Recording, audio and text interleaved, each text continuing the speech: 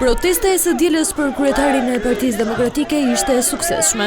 Ndaj Berisha tha se tubimet mund të përhapen dhe në qytete të tjera.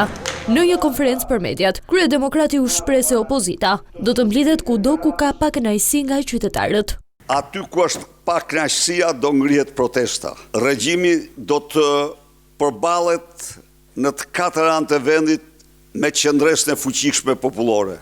Berisha komentoi dhe qëndrimin e ambasadës gjermane në Tiranë, e cila dënoi me forcë përdorimin e dhunës në protestë.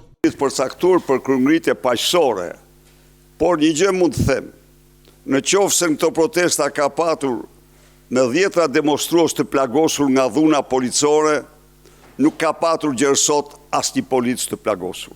Në kushtet e një grushti shteti janë të ligjshme të gjitha mjetet, por ne qëndrojmë tek mjetet paqësore. Sa i përket takimeve të Ervin Selianit me bazën e EPD, Berisha theksoi se nuk i trembet. I vetë përjashtuar ishte i vetë përjashtuar, nuk ndryshon asgjë. Tani pse e birson ky apo ai politikisht, këte apo atë, kjo s'është puna ime.